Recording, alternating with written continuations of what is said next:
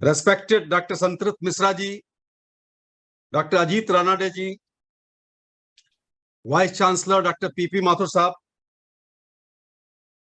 Co-Chair of the conference Professor John Rowley, Professor Parmeshwar Naik, Co-Chair for the conference, Registrar Dr. Das, ladies and gentlemen, I greet all the delegates who have come to Bhubaneswar BGO campus to attend this conference from India and abroad. I would like to take a few minutes of yours to make a brief presentation after listening to the very passionate speech of Professor John Rowley. I would like to just give my thoughts as an academician, because I find that this issue of equity is very important at global level, at the level of our country, and we need to have support from business leaders, policymakers, and academicians. I find that one of the well-known business leader of our country, Dr. Santrit Misra, is the chief guest, and Dr. Ranade, who is not only an economist of repute in our country, he has also been at Reserve Bank of India as member of one of the powerful committee to decide some monetary policies and banking policies. So I think this collaboration of academicians with policymakers and business leaders definitely can give a new direction to deal with this problem of economic inequality. And I think that during last 200 years, we have seen two big revolutions. One was the political revolution of France, 1789, which has given the slogan of liberty, fraternity, and equality. And the second revolution of Bolshevik revolution in 1917, which has given this utopian and very revolutionary idea of economic equality. And for last more than 200 years, there have been efforts by social scientists, teachers, philosophers, politicians to make a just society, a society without inequality, a society with equality, social, economical. And I think the world has passed through very difficult times recently during COVID. I would just make some remarks as an economist, not as an economist, but as an academician. I would definitely look for listening to Dr. Santrit Misra and Dr. Ajit Ranade. Let me make my presentation to you.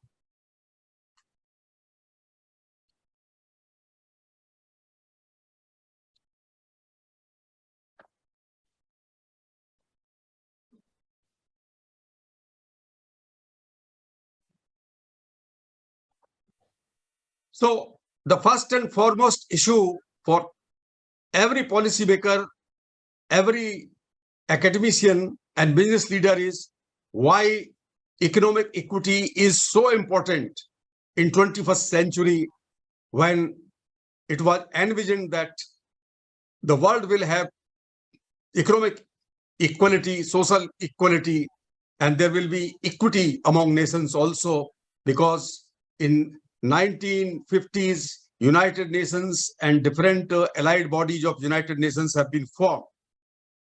So I think the point has been very well made by Professor John Rowley about the need of economic equity for managing the sustainable development in the world, for which more than 200 nations have signed that by 2030 we should achieve 17 sustainable development goals. So we need economic equity for an inclusive and sustainable growth in the world, which can ensure equality of opportunity, which can also ensure enhancement in the labor force participation rate, and also make sure that there is social development in the global society.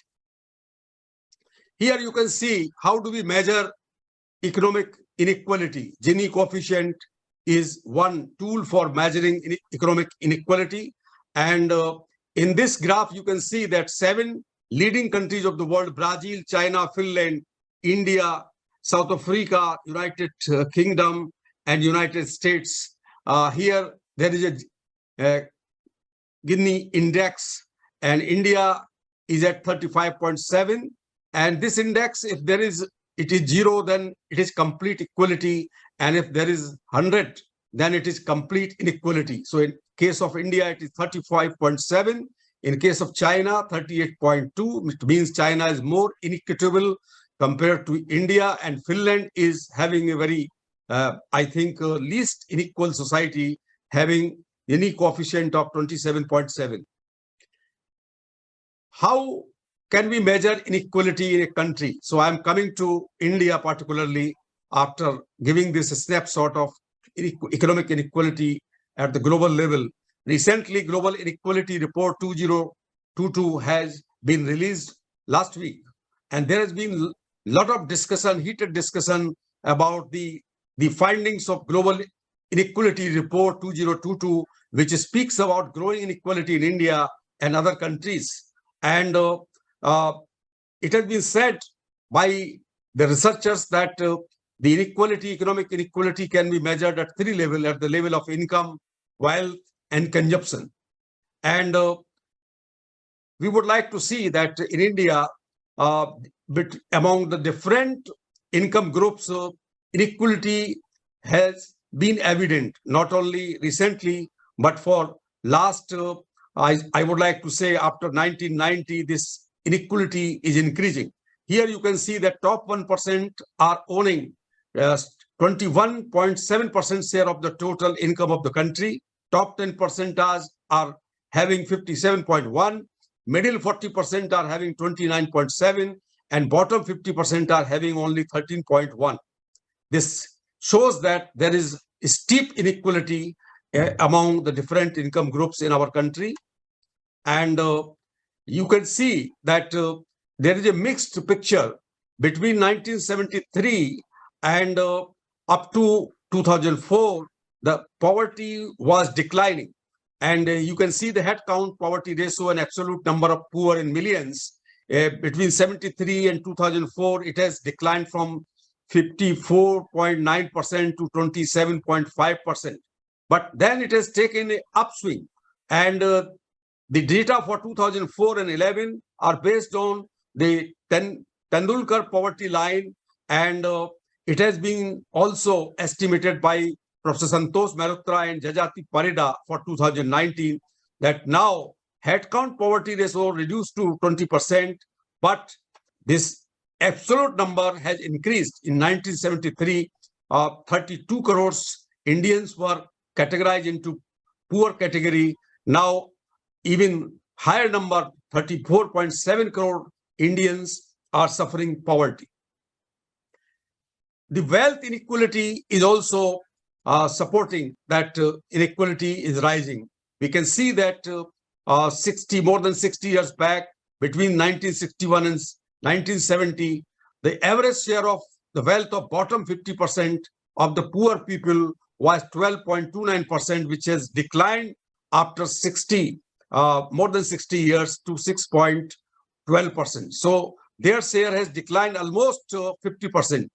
And average share of top 10% wealthy people has increased from 43% to 63.68%. This shows that inequality in wealth distribution is also increasing. All these data we have taken from World Inequality Database. Even consumption, this has been taken from a very recent paper on inequality. The title of the paper is Trends in Economic Inequality in India. I have taken it from the India Forum, an online journal. And the writers of this paper, Professor Ghatak, Professor Ramya Raghavan, and Professor Lin Chuan, they are from London School of Economics. Here you can see the first year of COVID, the consumption has declined in all categories. Steeply more decline has been seen in the consumption of rich people and less in poor people, but even the consumption of poor people has declined. But poor are so poor that they cannot match with the decline in the rich people because there is a lot of discretionary spending by rich people. Last but not the least, I would like to say what is the way forward. After showing you the data related to the inequality, increasing inequality in India on all parameters like income, wealth, and other third parameter, we can see that this narrative, there was a narrative global level among the economists that the declining global inequality, it is being said now that it could prove temporary with unequal recovery from COVID crisis. So the declining global inequality, it is not necessary that it may decline further, because the large number of poor people, more than 3 billion people, they are having unequal recovery from COVID. Then there was a debate that extreme poverty has gone down, but now the data shows at many parts of the world, the extreme poverty is still evident and it is increasing.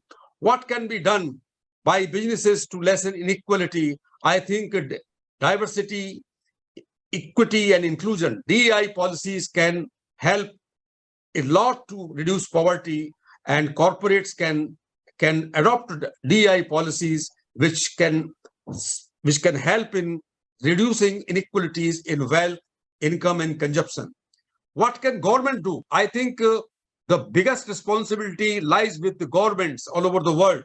They will have to invest in people and skills. Here I mean to say that health and education, these are the two major items in our country where a lot of spending is required to help the poor people, because during the COVID, we have seen that poor people have suffered most in health and gaining access to education. Then it is also necessary that whatever goods and services are being consumed by the poor, they should be tax-free. We should also increase social security measures for the aged people, for the poor people, for the young people who are unemployed, and social security measures.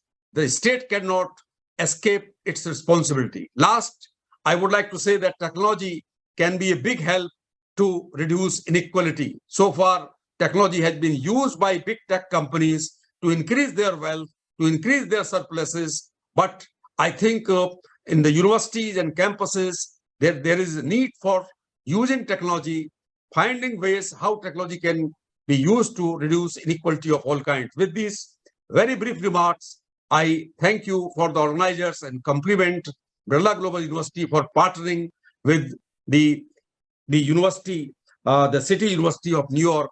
It's a very good example that the 17th Sustainable Goal requires collaboration at all levels. Thank you.